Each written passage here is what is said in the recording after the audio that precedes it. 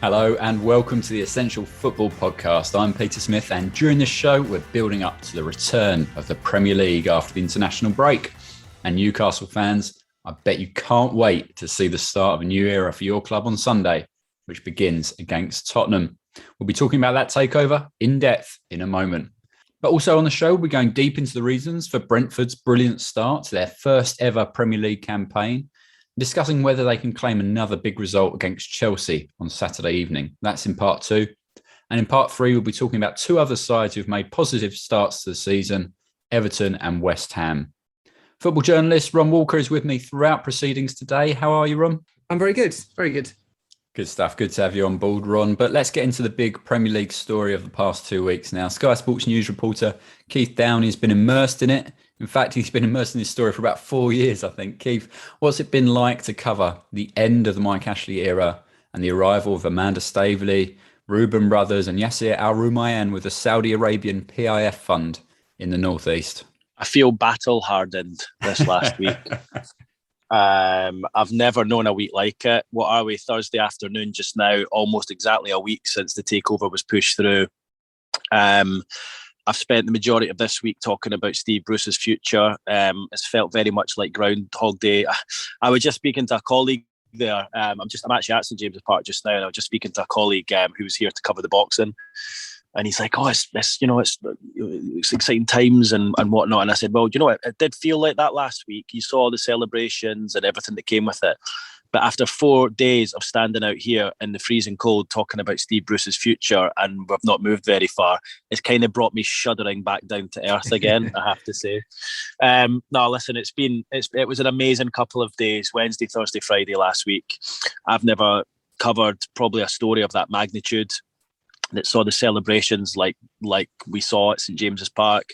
And it's not just about the takeover. There's obviously so many other elements to this story. It's essentially a geopolitical story that we've been immersed in for some amount of time. And to get to the point where the takeover was pushed through after so many kind of near misses in the past, it kind of felt a little bit surreal. I have to say, I woke up on Friday morning and, while a lot of supporters were pinching themselves, they couldn't believe it.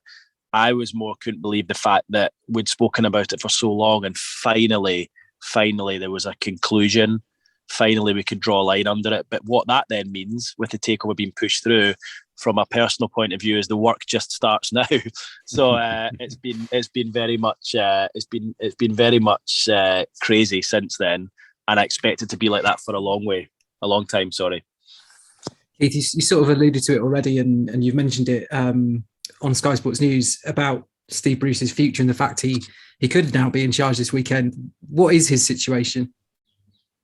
Yeah, Ron, well, I've pretty much only learned this in the last hour or two. And even then, I probably can't give you a definitive answer as we sit here. There's not a lot of information coming out of the club right now.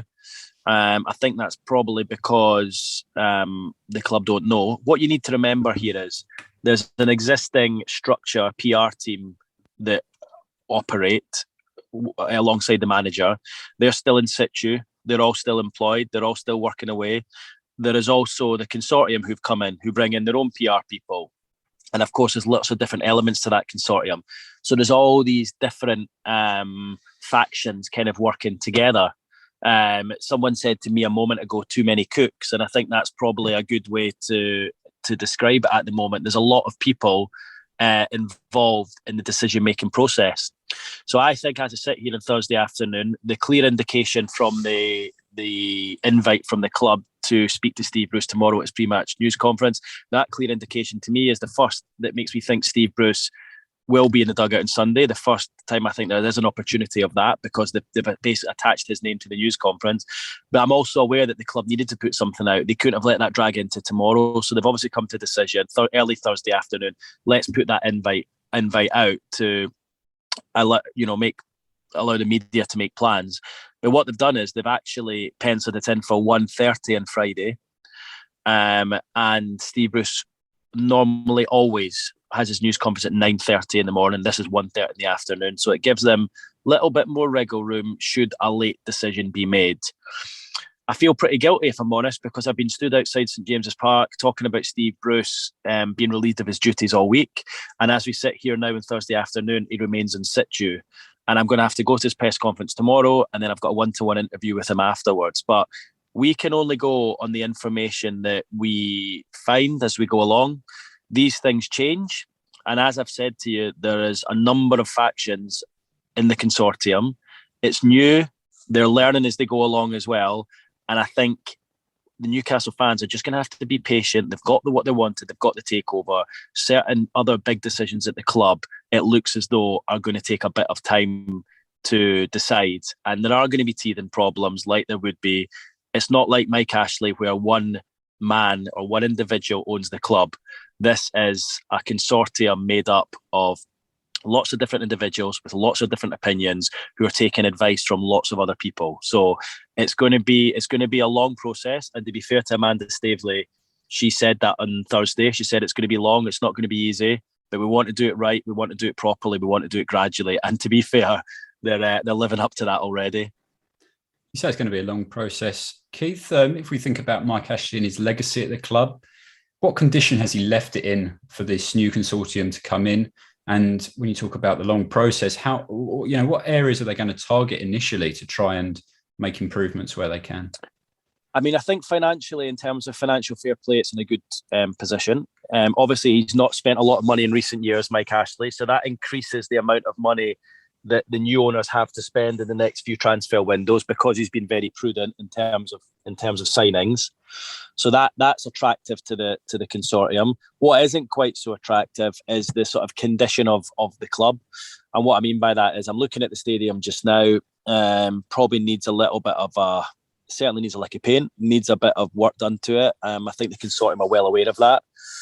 Amanda Staveley described the training ground a couple of miles here from the stadium as awful last week. So I would imagine that's one of the main priorities that she'll want to either completely start again or refurbish. I would imagine they'll want to sort of rip it up and start again. Now, they don't own the ground up at the training ground, so I would imagine in time a new training ground will be built elsewhere, probably similar to what we saw at Leicester, where they built theirs on a local golf course.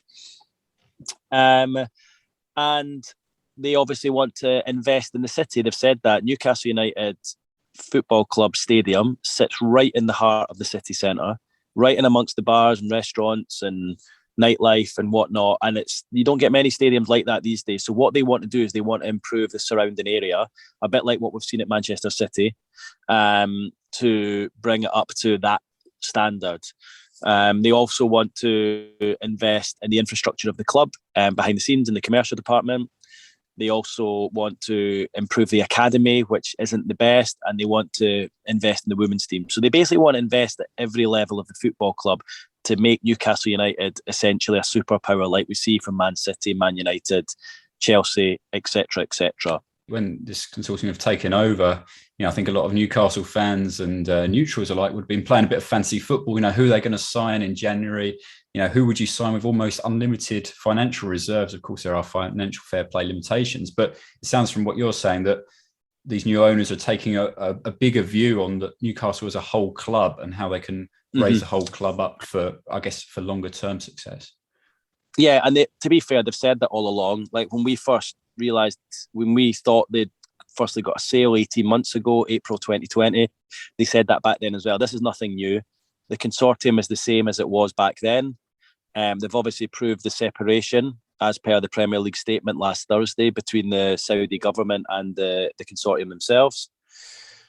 So this is what they want to do. It's not just a case of coming in, throwing money on the playing squad and improving that. They know that this is a huge project and they want to bring Newcastle United up to that level.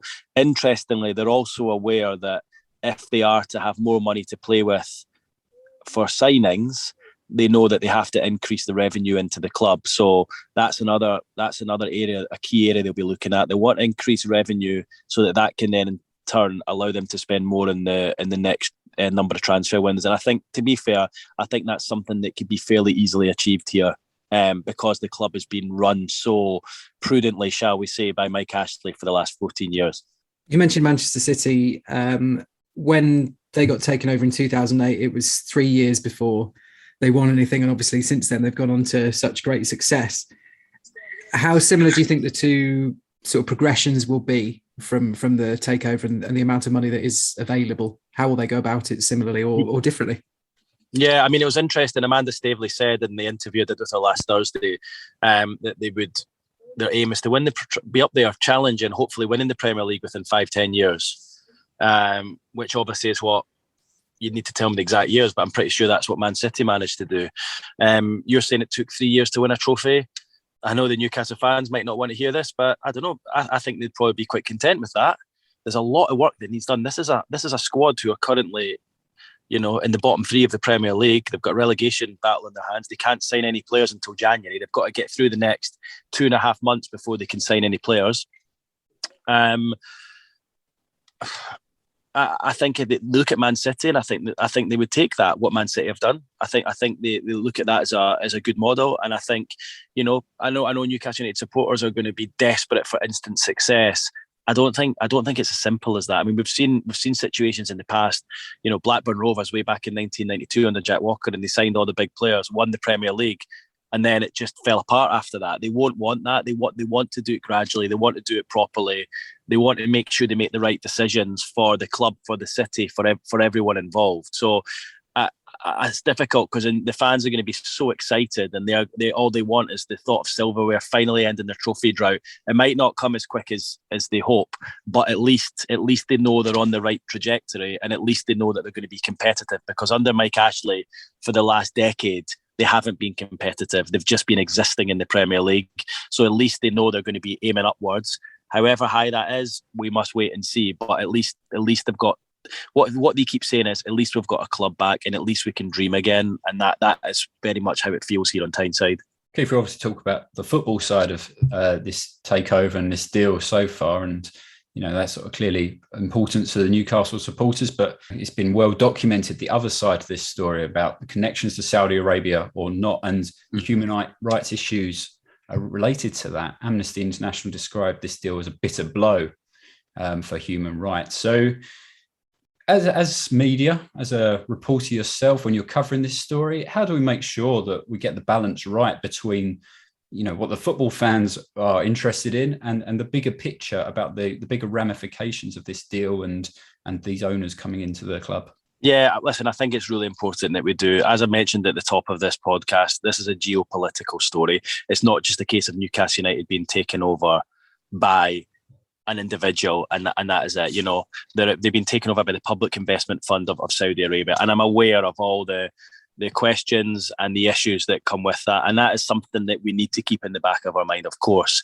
I had a moment this week where I put out a tweet that was probably a little bit naive, where I just tried to quell the excitement of the Newcastle fans and say, look guys, you need to be a little bit patient. The owners, and what I said the owners, the club's new owners are generally nice people who want to speak to, deal with Steve Bruce like a human and make the right decisions. And obviously I put that tweet out without thinking about the bigger connotations. It's been picked up by a national journalist, newspaper journalist, who's obviously sort of had a little bit of a go at me. And I apologise to anyone who that may have offended, but I obviously meant the people on the ground here at Newcastle rather than the bigger picture of the question marks over the human rights record over in Saudi Arabia.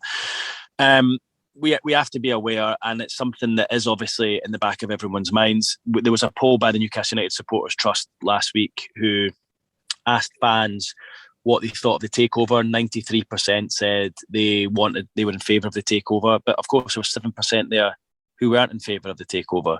So there is a percentage of supporters who do have concerns about that, and rightly so.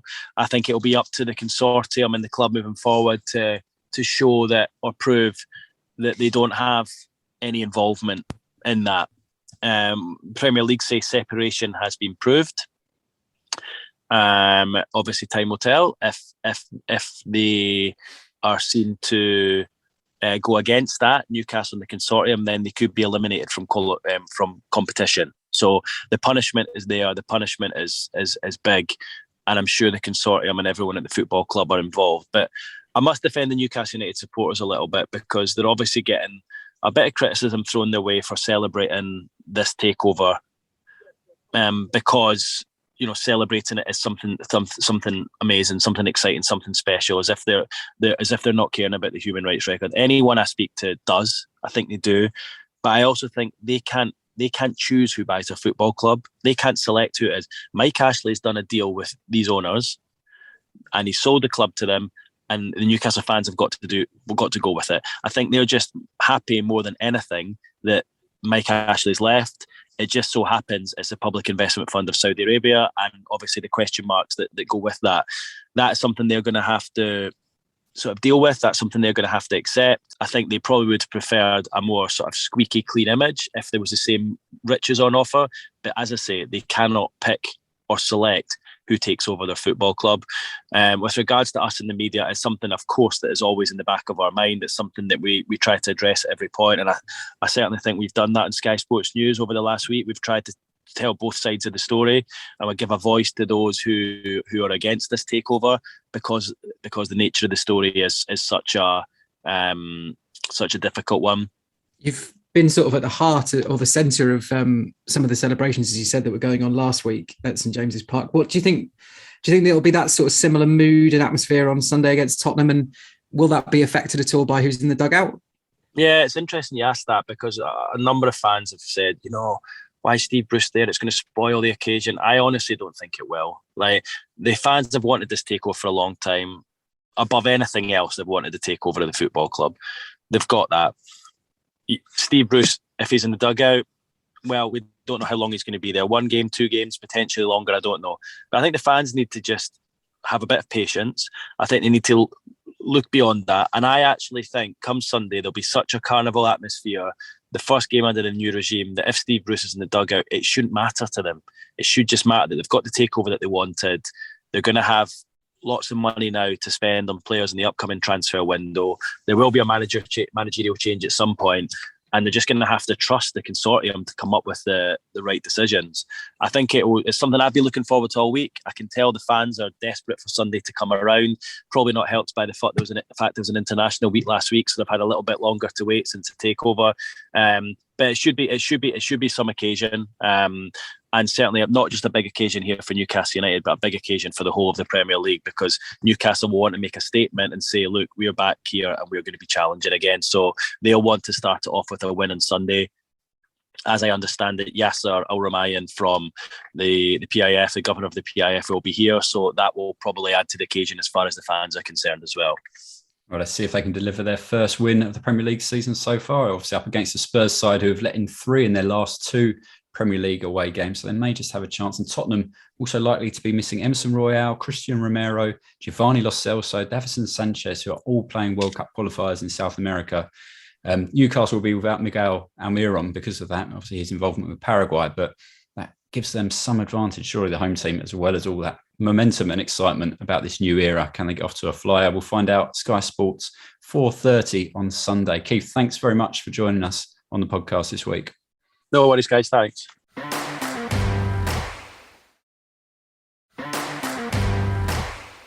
Welcome back to the Essential Football Podcast with me, Peter Smith, and football journalist Ron Walker, where we're now going to talk about Brentford, because after wins over London rivals Arsenal and West Ham and a draw at home to Liverpool, well, they've been among the highlights for a Brentford side who've up to 7th in the table, caught us all by surprise, really, this season. So what's the story behind their good start, their first ever Premier League campaign? Sky Sports News assistant news editor Lyle Thomas has been investigated, I'm pleased to say, joins us now. Hi, Lyle. I said their Brentford start's taken us by surprise, but perhaps we sometimes overlook or underestimate the amount of work and planning that goes on at clubs to achieve these so-called surprise results. And I guess that's the case at Brentford. Hi, Pete. Yes, I think so. I think that's definitely the case at Brentford. I've been reporting on Brentford for quite a few years. I looked at it the other day, and it's actually the best part of a decade now that I've been doing it, since before my time at Sky, and then obviously coming into Sky several years ago. So yeah, I've been watching them for a long time, and I think actually to people who have been watching them a long time, it's you might be a little bit less surprising actually. I think a lot of Brentford fans were probably quietly confident that they would do quite well, given the way that the club is structured and the way the team plays. I think one of the most important reasons why they've done so well so far is actually because they've been playing arguably at a Premier League level in the Championship. I've been looking at comparing some of the stats against some of the teams down the bottom last year to Brentford towards the top last year, and they've been outperforming a lot of teams in the Premier League in terms of, you know, shots on goal, chances created, the quality of the chances they've created, the amount of ball possession they've had. I mean, obviously, these things have to be done with a sense of proportion given the difference between the levels. But I think actually there's somewhat of an overlap between the quality at the bottom of the Premier League and at the top of the Championship through the course of a season. And you can perhaps interchange some of the teams over the course of the season. So, you know, Brentford have been playing at a high level for quite a while, and obviously they've brought that level, that continuity into the Premier League this season. They also, they beat Premier League teams as well in the League Cup last year. They had a run where they beat 4 Premier League teams, to Newcastle, and then Fulham and West Brom when they were in the Premier League last year before being knocked out by Spurs. So I think that run as well has done wonders for their belief and you know, certainly proven to the players that they're at the required level. They can play at the required level. So that just brought that confidence into this season. That's the way I've seen it. And you know, obviously the club is well run, well structured from top to bottom. You know, from the recruitment down to the way the technical side and the environment for the players is set up, and obviously down to Thomas Frank and his staff and the way they organise the team tactically and you know and motivate them. They're a very modern, progressive, forward-thinking club, and so, you know, to people who know this and have been documenting this, and obviously the fans watching it for some time, I think, like I said, it's less of a surprise to them that they've actually done as well as they have. Yeah, we're really seeing this season, I guess, the fruits of a steady progression at the club. A lot of the players there have been there for some time, haven't they? Although there have been some smart transfers along the way, players such as Ivan Toney coming in and just taking them to the next step. And that's, as I say, that steady progress that Brentford have made. Yeah, I think continuity, stability, you know, these are the kind of words that when you talk to Brentford officials and people at the club, you know, these are the words that they tend to use a lot. I mean, I wrote a piece about them, I think a few years ago in 2018 or 2019, when, you know, stability was the sort of the theme of the piece and the theme of the club at the time. You know, they'd come up to the Championship and they'd achieved stability at that level, and that level was new to them as well at the time. You know, they achieved stability there quite quickly and were able to push on, and that's just because of, you know, the club being set up in a very stable way. You know, the staff that are there are the same and have been the same for you know, a good number of years, right through the leagues. You know, from the press team to the commercial team to obviously Matthew Benham, who's been the owner since they were in League One. You've got Phil Giles and Rasmus Ankersen, the two co-sporting directors who've been running the shop since 2015. Thomas Frank, the manager, you know, he's been the head coach since Dean Smith left in 2018 to Villa, but he was there for 2 years as assistant before. So, you know, that's the kind of continuity, you know, we're talking about, that they like to develop players, develop staff, and bring them through, and you know, and believe in them to rise up the levels and improve themselves, rather than, you know, panicking when they go up and thinking they need to buy, you know, some kind of Premier League experience. You know, I think that's definitely the case for the recruitment. You know, they haven't panicked this summer and thought, right, we need to go out and get some Premier League experience. You know, some players that have been there and done it, so to speak, at this level, as some teams tend to do. You know, either drastically by buying a whole new team, or you know, bringing some players in like that into the dressing room and into the squad. They haven't done that. They've carried on signing good young players who they believe will improve year on year. You know, I think they see that as being quite key to their progression and their success.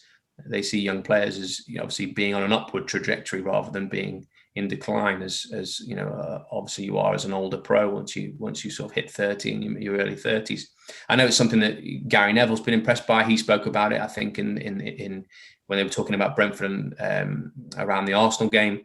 And Yeah, you mentioned Ivan Toney. Obviously, he's taken to the level very quickly. He's a good example of somebody who's young and hungry and only getting better and scoring goals at this level. But you can look around the rest of the team and say it's the same. I mean, I think Yoann Wissa has done well since he came in from France. He's someone that they tracked for quite a long time. They wanted to actually sign him last January while they were still in the Championship, but couldn't do the deal then.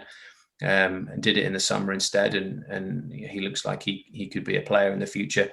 Obviously, you've got Brian Mbeumo as well, who's one that's been developing with the team for, I think he's in his third season now. You look, the rest of the first team that I think started against in the Liverpool game, I think there was only, two players, Frank Onyeka, the midfielder, and the centre-back Ayer from Celtic. They were the only two new players. The rest of them are in at least their third season. Some like, we got Sergi Canos in his fifth season, Rico Henry in his sixth season. So, there you go. That you get the idea. That's continuity for you. Yeah, it's a show of faith from the club, I guess, in these players that they can step up and deliver at this high level. But I think also a show of faith in Thomas Frank that he can get the results that they want to get out of these players, and sort of backing his coaching ability as well. Ron, you interviewed him earlier this season, didn't you? And he's clearly a charismatic guy, but it also appears that he's got the players 100% bought into the way that he wants to play, which is quite an attacking, aggressive style, really, for a team that have come up from the Championship. Yeah, that's exactly right. And, I've got to really agree with everything that Lyle said there. It's been a perfect, I don't really like the word, but sort of synergy between the recruitment and the coaching at Brentford. And he said I spoke to him ahead of the Liverpool game, and he made it very clear that they had a way to go about things, which was on the front foot, pressing, when they get the ball, get men forward. And that's exactly what they did. And I don't think they surprised Liverpool so much because Jurgen Klopp didn't, he basically said after the game it was exactly what they'd expected. So the thing that was most impressive was that Liverpool just couldn't necessarily deal with that. And it's a bit different. So you look at Sheffield United a couple of years ago, who were very highly thought of because Chris Wilder had drilled them on the 3-5-2 system, and they knew it like the back of their hand. But this Brentford team has been quite versatile as well. When they lost the playoff final in 2020, they played with a 4-3-3, but then they lost Ben Rama, they lost Watkins, and they had to adapt a little bit last season. And now they've taken to this 3-5-2 that they're playing this season like a duck to water. And where some team can go wrong is not necessarily believing that they belong in the Premier League. And it's such a show of faith from Frank that he only made 3 first team signings in the summer. And that's, as Lyle said, to put that in comparison to the other promoted teams, Watford made 9 and Norwich made 9. So that was, without saying it explicitly, a real show of faith in his players to say, you're good enough to compete at this level. And, 7 games in, they're certainly showing that that's true. And I don't know, maybe it is a certain amount of, some teams do get a bit of a bounce when they come up from the Championship, but the stats bear out as well. And this has been a long time in the offing. The way that the chairman, Matthew Benham, works it's not a coincidence that all their signings are all so well thought out. And the fact that, players have gone on to leave them from the Championship to go on and play in the Premiership, such as Watkins and Ben Rama elsewhere. And they've still managed to replace them and not really lose much as a result. So yeah, it's, I just can't really praise them enough for how well they've adapted to the Premier League, and Frank plays such a massive part in that. But he is quite a big cog in a very well-oiled machine. Yeah, absolutely. But Lyle, just focusing on Thomas Frank, and we're only 7 games in, so we shouldn't get carried away. But he does seem at home in the Premier League. He does look like he's able to coach at this level. How highly do you rate him? And is this a manager we're going to see in the Premier League for quite some time, do you think? Yeah, I think so. I do rate him very highly indeed. I think he looks like one of the top emerging coaches, certainly in the UK and in Europe. And you're right, he has taken to the level himself quite, what should we say, effortlessly. But I think that's just a mark of his character, really. I mean, in coaching circles, I think he's still somewhat of an enigma. He's only been a head coach in England since 2018. He obviously came into Brentford in 2016, but before that he was coaching in Scandinavia, mostly youth teams. And I think he had a spell in charge of Brøndby for a little while that didn't really work out. So, he's sort of come from nowhere, I guess you could say, as a coach. And so I think, a lot of people are still looking to see who he is, what he's about, what his team's about, how well he can adapt to situations, how well he can adapt his team to certain situations, especially against the big teams.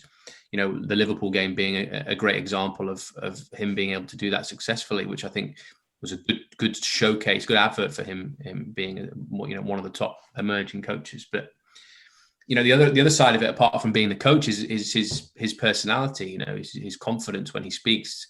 I think Jamie Carragher said a couple of times on broadcast Monday Night Football and things like that there's something about him, something about his character, his personality, the way he speaks so confidently. He's got these big bright eyes that you can't help but be drawn to and listen to him. So from a player's point of view, that sort of infectious character is great for players. So it's obvious that they're listening to him. And I mean, I think as well from a club point of view, in terms of a leader and a face for the club, he's a PR dream, really, because he always carries this positivity, this sort of genuine, honest, nice guy, family man kind of character.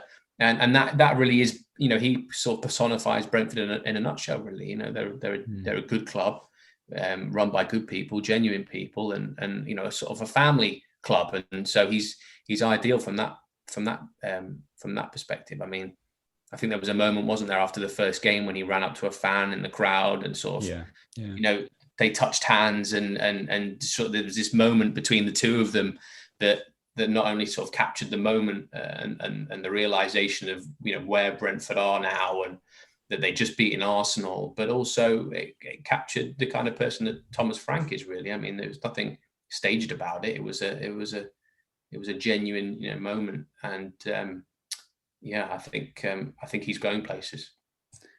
Ron, you spoke with David Raya, the goalkeeper, this week. Did you get that same impression, the respect from the players to the manager? And also tell us a little bit about him, because he's an interesting keeper who has an interesting job, really, because he's a keeper he's played the ball into the final third more times than any other goalkeeper. He sweeps up behind his defence so well. He's, this example, I guess, of a modern goalkeeper playing on the front foot and has to be good with his feet as well to play for Thomas Frank. Yeah. He did call the start a dream start, but I suppose that, even Frank in his wildest dreams would have absolutely taken how many points Brentford have managed from their first 7 games. So not a surprise that his players are saying that as well. But yeah, the belief is like this word that seems to just go through Brentford. I asked about, how they'd managed to adapt to the Premier League. So not necessarily effortlessly, but so quickly. And that was the first thing he said. And yeah, you mentioned he's sort of like the ultimate modern day keeper. I felt like he's taken it to a new level, because he did say that they pinpointed it to the fact that goalkeepers don't tend to get pressed as much as centre-backs, even in, the modern gegenpress game when you try and win the ball back as quickly as possible a little bit more in this day and age. But if you're a goalkeeper, if you can pick a pass, then someone like Raya, who has a cracking long pass at him, has the time to look up, pick out that ball if you've got a man making a run. And they've used that in the Championship, and they've continued to use it in the Premier League to good effect as well. And as you mentioned, he's completed more passes into the final third than any other goalkeeper. And it's not even close, really. He's far and away ahead in those kind of stats. And I think it's one of those things that whenever something new happens, you always get teams don't quite know how to deal with it straight away. And I'm sure, it was a bit like the overlapping centre-backs at Sheffield United a couple of years ago. At some point, someone's going to twig a way of dealing with him. But for now, it's a brilliant tactic, and long may it continue. And to be honest, with the amount of Premier League goalkeepers that there are with that kind of passing range in their locker, you wonder whether bigger clubs than Brentford might look to West London and be like, maybe we need to utilise this a little bit more, and actually going all the way back might not necessarily be such a bad thing. Yeah, interesting. Well, he might be busy doing his actual goalkeeping, proper traditional goalkeeping job against Chelsea this weekend when they come to Brentford at 5:30 on Sky. Lyle, we've spoken before on this podcast about the buzz around the new stadium, the atmosphere that's created, the extra percentage that can give this Brentford team.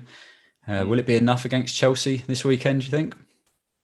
Well, whether it'll be enough, I'm not sure, but I think it's also been a factor in their start. The players have spoken about it in plenty in interviews. I think I remember Sergi Canós in particular saying that it felt like it was becoming a fortress, and he hoped that would be the case through the season, and they would need the fans. And Thomas Frank has said the same thing in pre-match and post-match that it's given them an edge. I think it gives them an extra sort of 1-2% when they're at home. Obviously, that's the case for most teams, but I think as far as Brentford are concerned, I look around the rest of the league and I think actually they're probably the only club in the league where there's just zero expectation on them from the fans. Obviously, given that it's their first ever season in the Premier League, I think they would be happy if they gave the best possible account of themselves and still got relegated. So that obviously helps. There's so much positivity around the place that even a bad result here and there, or even a bad run, I don't think could put a dampener on it from the fans' point of view. So they can look forward to every home game, having that support from the fans. Against Chelsea, will it prove the difference? Too difficult to say. I think Chelsea will be Brentford's hardest test so far. I think they're just a little bit ahead of Liverpool. I think it will be one of Chelsea's hardest tests as well. Obviously, it's a West London derby. There's the local aspect to it as well, which gives it that extra dimension, that extra edge. But yeah, I mean, I think the fans will have an impact. They have done so far. They did against Arsenal. They did against Liverpool. So yeah, I would expect them to again this weekend. Yeah, absolutely. Brentford last beat Chelsea in 1939. In fairness, They haven't met in the league since 1947. So, okay. But we saw Chelsea win 4-0 in FA Cup games against Brentford in 2013 and 2017. But obviously, as we've spoken about, Brentford a different proposition now, of course, under Thomas Frank. Just Chelsea fans listening in, some recommended reading for you. Timo Werner piece going up on the Sky Sports website this week, looking at his return to form. Can we say that? He got his first goal in 10 Premier League games against Southampton last time out. He scored a couple for Germany during the international break. Is that a turning point for him? We've had a look into that, so that's well worth a read. And then, as we said, check out Brentford versus Chelsea, 5:30 on Saturday on Sky Sports Premier League. Ron, sticking with us for part 3, but Lyle, thanks very much for joining us on the Essential Football Podcast. No problem.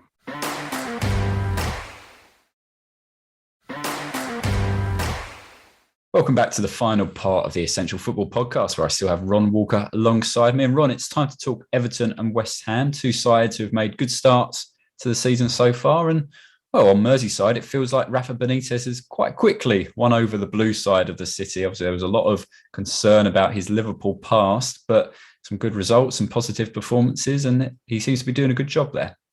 Yeah, I think you've summed it up perfectly there.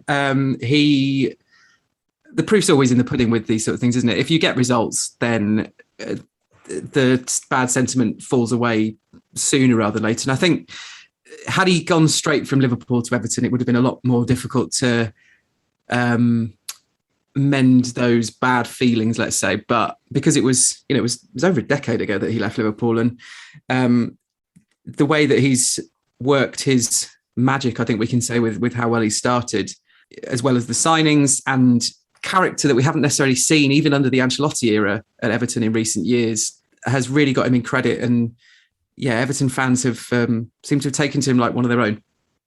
Yeah, interesting. We'll talk about that team mentality in a few moments, but in terms of the players that have done well for him so far, obviously we've seen Luca Dean had to pull out of the France squad during the Nations League due to a hamstring injury, and he's always a reliable performer for them, isn't he? Such a threat from set pieces. But who have been the key players really for Benitez during this good start for Everton? I think the ones you'd obviously point to are Demarai Gray and Andros Townsend, the two signings they brought in for a combined £2 million in the summer. And if you're looking for two players for £2 million who've done better in a Premier League team, I think you'd be hard pressed in history, because they've both hit the ground running. I think it was interesting to see that Gray sort of how his stock had fallen, because I think when he was at Leicester, he was quite highly rated, maybe more for his potential than how he was performing at the time. But there was always definitely something there. And Townsend, he's worked with Benitez, been there, done it, and keeps doing it. And to be fair, he's doing it as well as he's ever done it. The amount of goals he's scoring. I mean, he wasn't prolific for Crystal Palace, but he seemed to always pop up in big games. And now he's just firing them in left, right, and centre, isn't he? But also, he's got five. He's got 5 in all competitions this season. I think he only managed 1 in the league in each of his final 2 seasons for Palace. He's got 3 in the league for Everton already. So real transformation for him. You sort of wondered whether when he's getting released by Palace as well, is it kind of like, oh, okay, well that's it for him at sort of a mid-table Premier League level or above. But he's really taken to it, and we're seeing him almost in his pomp. Back when he was pushing towards that England team place about half a decade ago now. And I'm not saying that he's going to get back in the England team, but it's probably as good as he's played in his career. But you look behind that as well. I've always been a massive fan of Abdoulaye Doucouré from a previous job covering Watford, where I thought this guy is mustard. And that's when he was getting linked with PSG and clubs like that. And I don't think he'd ever necessarily shown the same form since he moved to Everton, and partly he had a couple of injuries, but settled in the team this season, and he's absolutely pulling the strings. He's got back to his goal scoring touch as well, which he was never really that known for, even though he'd pop up with sort of 5, 6, 7 goals a season at Watford at times. So he's been a big part of getting them on the front foot. And Alan as well, who I think a lot of Everton fans thought might depart with Ancelotti, given their close relationship. He's sort of taken his game to another level as well. And you remember that, they brought in that midfield trio last season that were meant to be what would take Everton to the next level, and it didn't quite happen. And there's more of a sign that I think Benitez is getting the best, certainly out of Doucouré and Allen in that too. And then with Gray and Townsend on either side, that's like the engine room is where it's really coming together, I think, because they're getting these results, and between them, Calvert-Lewin and Richarlison, who you hang your hat on as being so instrumental for them, they've started 7 games between them through injury. So that's been where it's been won and lost, I think, so far this season. So some good individual performances there, but I think really with Rafa, it's always about the team collective, isn't it? We've seen James Rodriguez go, and it does feel like the priority now for Everton is really to focus on that teamwork ethic, and rather than promote individual stars, the Benitez way really is to get the whole team operating as effectively as he can as a unit. Exactly. I mean, it says a lot that Benitez is the first Everton manager to oversee a Premier League win from behind since 2015. Wow. It was a shocking stat when you saw that. It's incredible, isn't it? Yeah. Equally, shows how quickly he's managed to get his message across at Goodison Park. And anyone that was watching the Liverpool sides of the mid to late 2000s, there was never that great a team on paper. And you look at the team that won the Champions League, it's all, as you say, about the collective unit.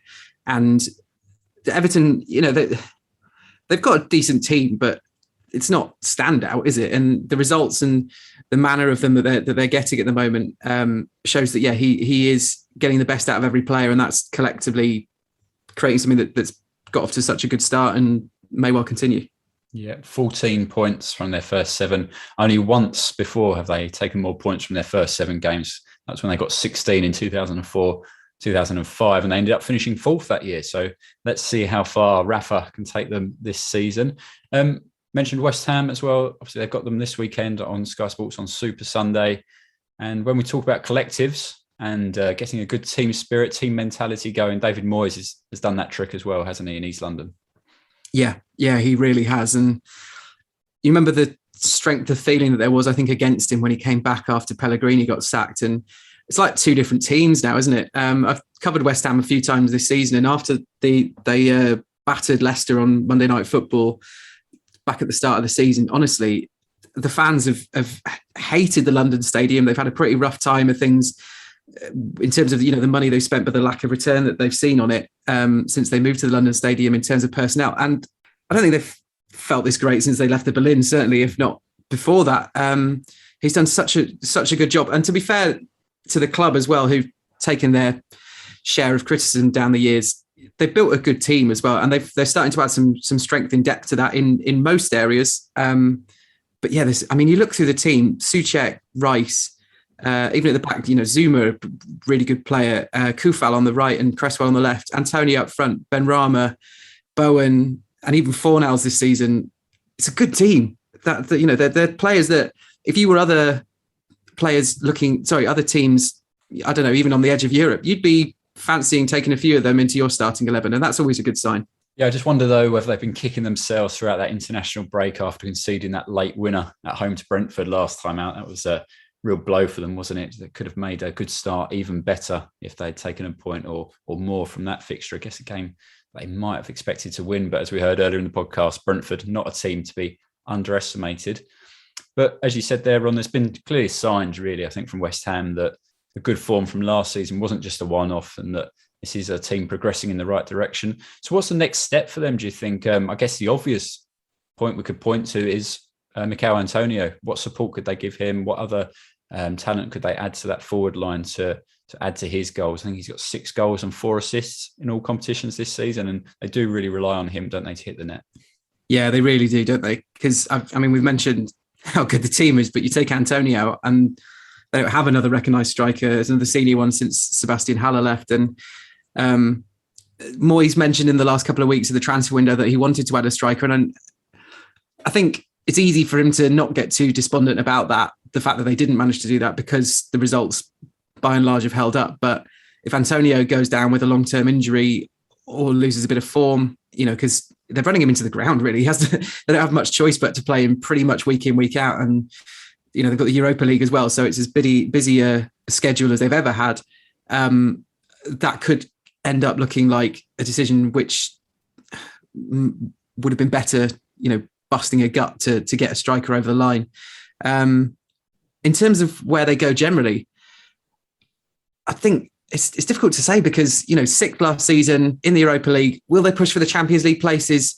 I don't think so. They're not quite at that level, but I think trying to replicate last season is probably as much as they can do for now. And then, add another striker, get that strength in depth all the way through the pitch. As they're adding Zuma in the summer, and then having Dawson as their backup centre back, who was such a big part of their success last season. That's taking them a little bit to the next level in the defensive department. Build this year and then try and push on from there, I think, and then take it to doing an Everton from the Moyes era, and pushing to be included in that talk year in, year out. And that might be ambitious, but they're there on merit, so why shouldn't they keep doing it? Moyes' current team and his former team in a similar situation really at the moment. I guess that chasing pack, just trying to work out how they can make the step up to compete with the real top sides year in, year out at the moment. Ron, what's your prediction for this one? Before you answer, I should just say Everton have won all 3 Premier League home games so far this season, but they've not won 4 at the start of the season in the top flight season since 1978 at home. So they could be making a little bit of history if they do win this weekend. What do you reckon? You worried me there. I thought my prediction was going to look ridiculous straight away, but I'm sitting on the fence. I always end up picking a draw, but I feel like there's 2, fairly evenly balanced sides, 2 teams that played both their best football on the counter and with fairly well organised defences. Although I think personnel wise, Everton are going to struggle a little bit this weekend. So I think both sides would be happy with a point, and I think especially for West Ham after playing so badly against Brentford, to be honest, and getting that defeat last time out, that wouldn't be a bad result for them at all. Yeah, interesting. Everton, of course, we spoke earlier in the podcast about these South American players coming back to the Premier League, race against time for them, whether they're going to be playing this weekend. Yerry Mina is one of those for Everton. So can he make it back from his Colombia duties in time for this one? It's 2:00 on Sunday on Sky Sports Premier League, Everton versus West Ham. Ron, thanks for joining us throughout this Essential Football podcast. Been good to have you on. Thanks, Pete. Cheers. Okay, so before we go, we'll just run through the Premier League fixtures coming up this weekend. And Watford take on Liverpool in the 12:30 game on Saturday. Before we have the 3:00, Aston Villa versus Wolverhampton, Leicester against Man United, Man City against Burnley, Norwich versus Brighton, and Southampton against Leeds. We then round off Saturday with Brentford versus Chelsea at 5:30 live on Sky Sports. Into Sunday, it's Everton versus West Ham at 2:00 on live on Sky, as we've said, and Newcastle taking on Tottenham at 4:30. The new era at Newcastle kicks off, and you can watch it all on Sky Sports Premier League. Then Monday Night Football is back this weekend. It's Arsenal against Crystal Palace, 8:00 kickoff in that one. Join Jamie Carragher, David Jones in the studio for that on Sky Sports Premier League. Okay, so that's it for this week. Make sure you check out the Essential Football Podcast review show on Monday. And until then, enjoy your football.